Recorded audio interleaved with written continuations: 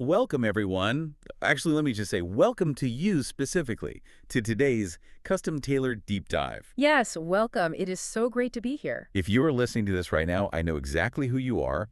You're the kind of person who loves to learn. Oh, absolutely. The kind of person who thrives on gathering really thorough, insightful knowledge. Right, but without getting bogged down in endless fluff. You absolutely live for those brilliant little aha moments. And you are in the perfect place today because we have a stack of sources that is going to completely change how you look at the physical world around you. Completely. Specifically, we're diving into the highly guarded, often totally misunderstood world of luxury fashion. We are working with a really fascinating set of translated analytical notes today. They dive deep into the psychology of aesthetics. And those notes are paired with this truly stunning 12-slide presentation. The title of this presentation is, let me read it here, The Alchemy of Haute Couture, How Fashion Transforms the Mundane into the Magical. It is a phenomenal collection of materials. What we're really examining today is the intersection of human psychology, visual perception, and high art. All viewed through the lens of luxury fashion. It's this brilliant deconstruction of why we value what we value. Exactly. And the central hook, the big question that we're going to answer for you today, is something you have probably noticed subconsciously your entire life, but never really stopped to analyze. It's one of those things hiding in plain sight. It really is. Why does a raised, sewn-on flower on a piece of clothing look incredibly expensive, while a flat printed flower just looks, well, normal? Right. And taking it a step further, why on earth are top-tier luxury designers putting things like dirt-covered mushrooms, woodland frogs, and actual bugs on dresses that cost upwards of 10,000 euros? It sounds insane when you say it out loud. But to figure this out, we're going to walk you through this visual presentation slide by slide. We're going to uncover the hidden psychology of luxury as we progress through these images. It's a journey from the very basic instincts of human visual perception all the way up to complex sociological statements. The notes we've translated give us the why behind every single visual trick these designers use. I'm ready when you are. Okay, let's unpack this, starting with the very first concept the presentation throws at us. The human craving for dimension. Slide 2. Yeah, slide 2. The presentation opens up with a very clear side-by-side visual comparison.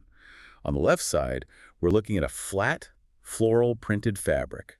It's smooth. But it feels a bit basic, doesn't it? It does. It feels like something you would see on everyday upholstery, or maybe a standard summer dress you'd pick up at a department store. But on the right side, Oh, on the right side, there's this rich, raised, three-dimensional floral appliqué.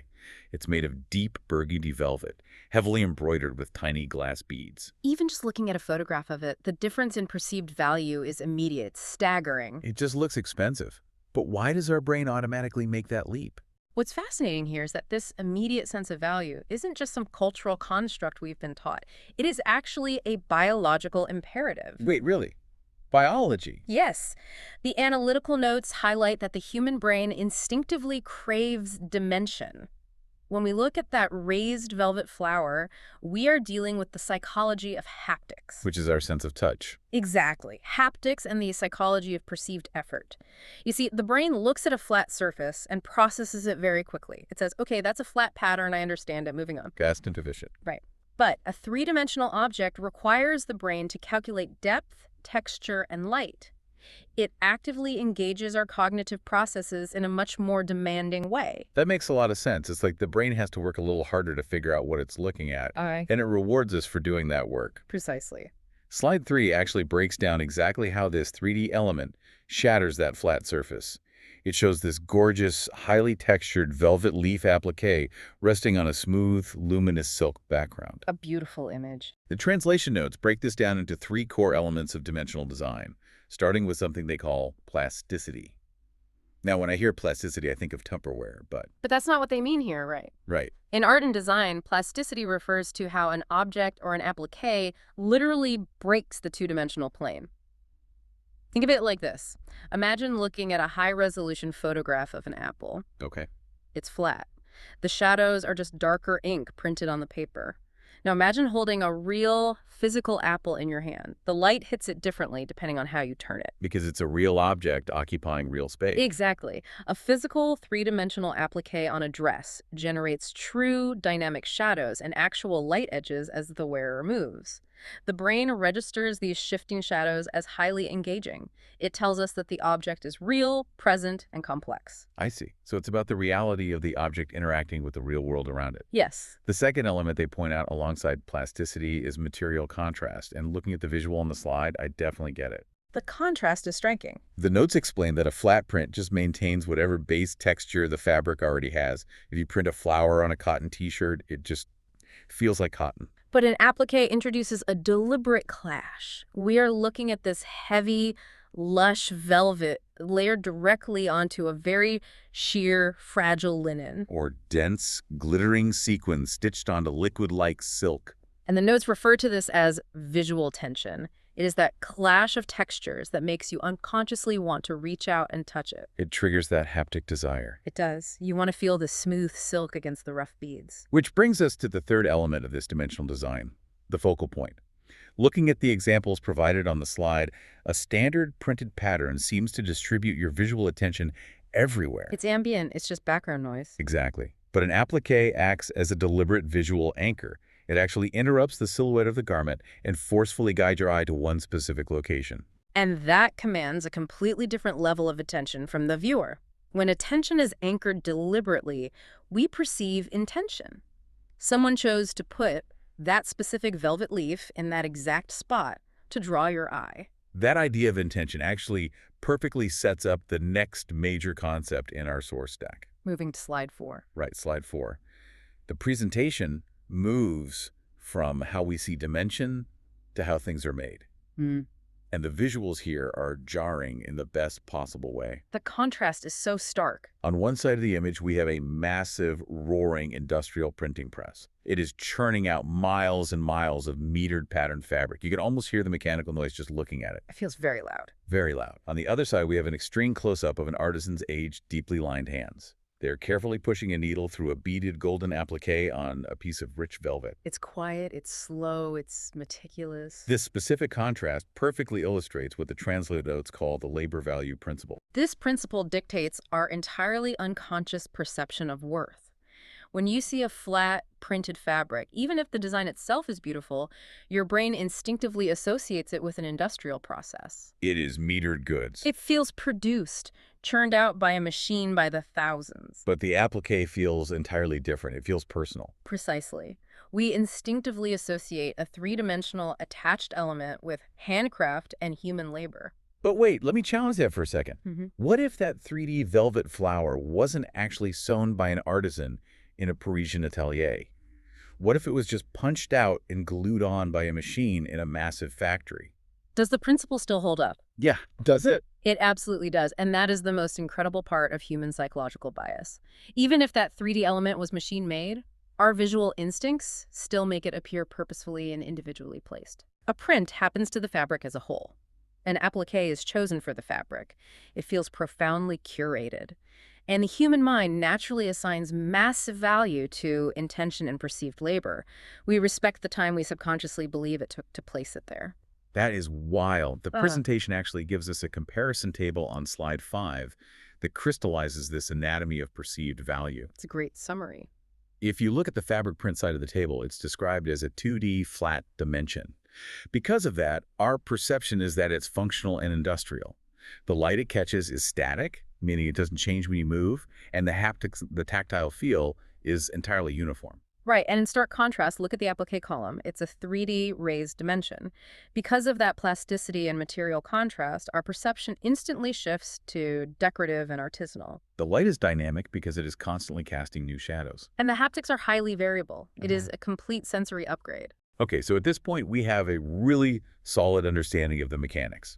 We know how value is perceived through dimension, true shadows, and perceived effort. But slide 6 completely pivots here. It really does. It essentially asks, okay, we know how to make something look expensive, but what are we actually depicting with all this expensive technique? And the visuals hit you right in the face. We are looking at a raw, dirty mushroom, like a toadstool pulled right out of the damp earth. and a completely ordinary, realistic beetle crawling next to it. They are gross. They're very rustic. But right next to them is a staggering jewel-encrusted mushroom and a beetle brooch made of pearls, rubies, and gold threads. If we connect this to the bigger picture, we have to look at the historical definition of haute couture. Historically, high fashion has always been deeply exclusive, incredibly serious, and frankly, unapproachable. It is about projecting immense status. So why would you ever take a humble woodland creature or a literal insect and place it on a garment that costs the equivalent of a small car? Good question. The analytical notes call this the aesthetic shock. It's so funny to think about. Imagine showing up to a black tie gala, the most elegant event of the year, and just bringing a real muddy frog with you. You'd be kicked out immediately. Exactly. But if that frog is made of emeralds and sewn onto your lapel, suddenly you are the most fashionable person in the room. You are taking a banal, rustic, or frankly low motif, and you are rendering it with extraordinarily expensive elite techniques. That tension is exactly the point. It creates immense aesthetic shock.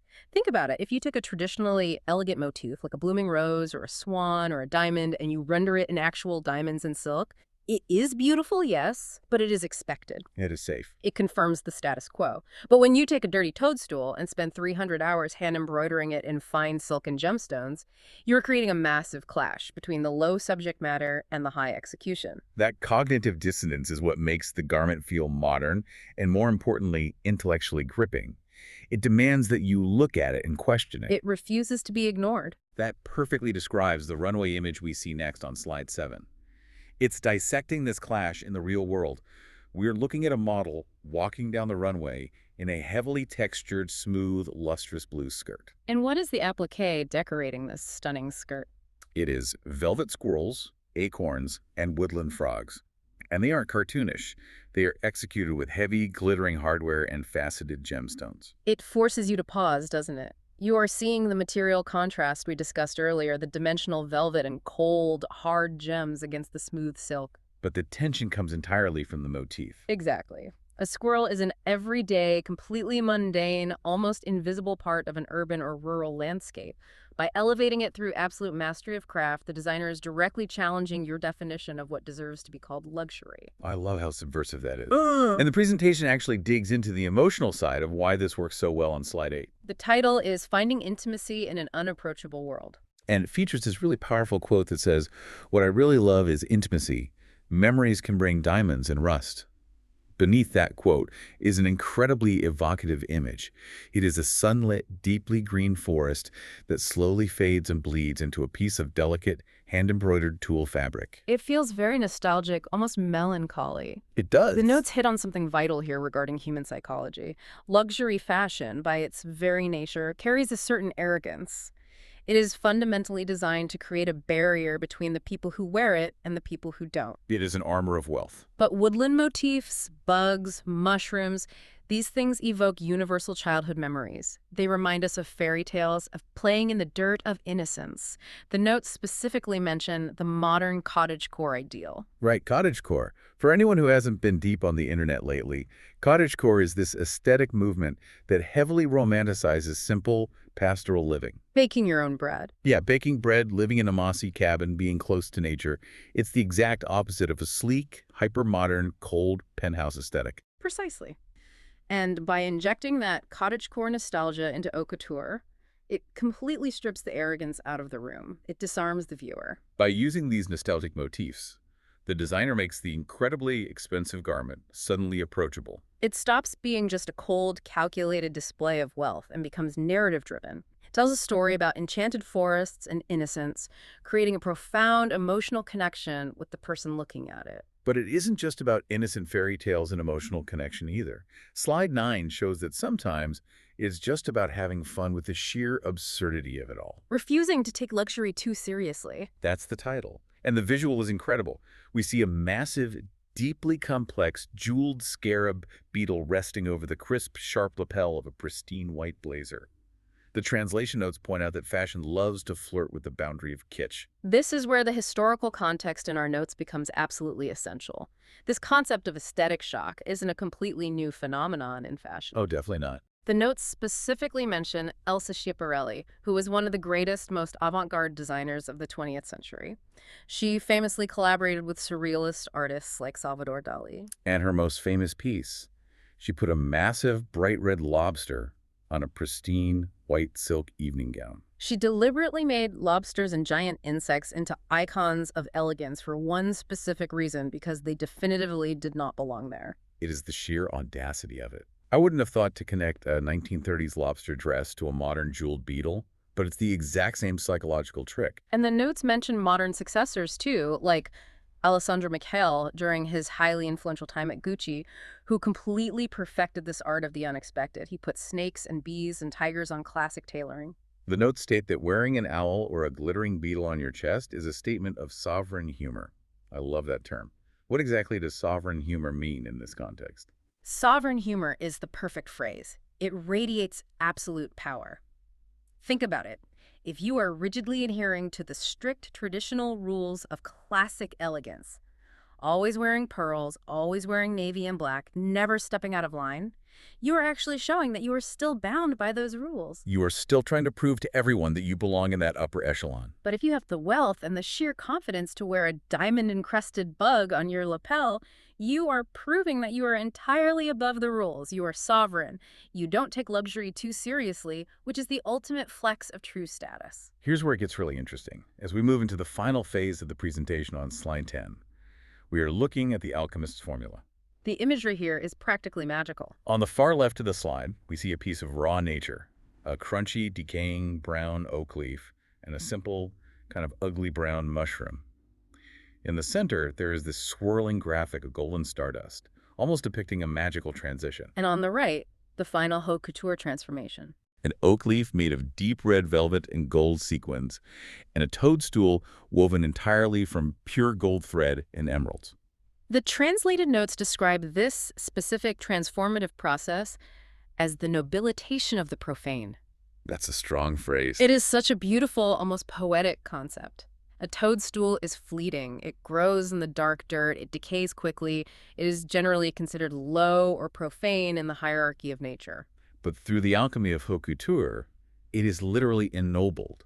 It is transformed into an eternal, sparkling work of art. It really forces you to re-evaluate it completely. You can't look at a mushroom the same way. That is the intellectual beauty of it. The designer is literally acting as an alchemist, taking the heavy lead of the mundane world and spinning it into gold. It forces the viewer to find worth and breathtaking beauty in things they had previously completely dismissed as banal or unworthy of their attention. So what does this all mean? How does a designer actually achieve this alchemy consistently without it just looking like a messy craft project? The presentation maps it out for us on slide 11. In the ultimate Venn diagram for modern haute couture, it is brilliant in its simplicity.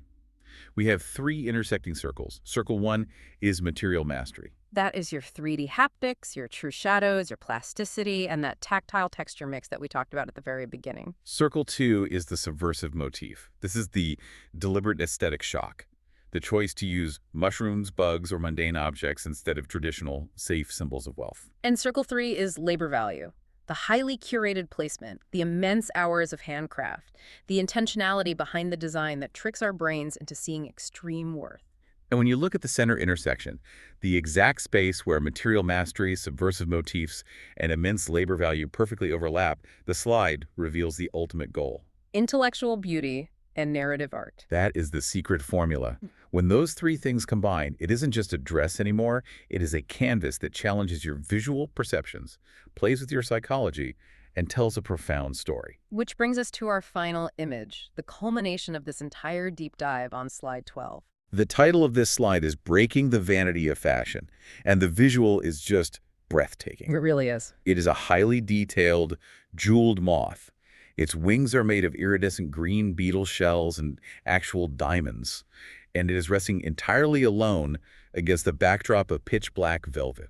The text on the slide notes that the ultimate goal of haute couture is not mere decoration. That is the perfect synthesis of everything we have discussed today. Fashion, at its absolute worst, can be purely vain, concerned only with surface-level aesthetics, trend cycles, and aggressively projecting wealth. But by deliberately contrasting the highest possible levels of human craftsmanship with the most humble, overlooked motifs of the natural world, these designers are actually breaking the vanity of fashion itself. It is a totally different paradigm. It's not about looking pretty, it's about making you feel something. It is an alchemical process, just as the title suggested from the start. It creates a fascinating new type of beauty. It is a beauty that forcefully engages the physical sense of touch through its dimension and haptics. While simultaneously speaking directly to the soul through nostalgia, cottagecore intimacy, humor, and a deep appreciation for the mundane world, it treats the entire world, even the dirt, the fallen leaves, and the bugs, as a wonderkammer, a cabinet of curiosities entirely worthy of elevation and respect. It really is a complete shift in perspective. You cannot look at a heavily embroidered luxury garment the same way again once you understand the psychology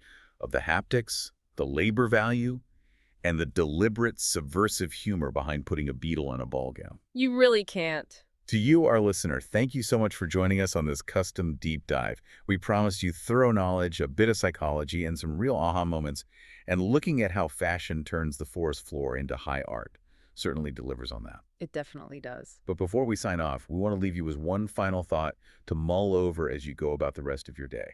This raises an important question. If true luxury and high art can be found in taking the things we literally step on, like bugs, dirt, and mushrooms, and elevating them with immense care and intention, what other banal areas of your own everyday life might actually be hiding the highest form of beauty, just waiting for a change in perspective? Think about it. We'll catch you on the next deep dive.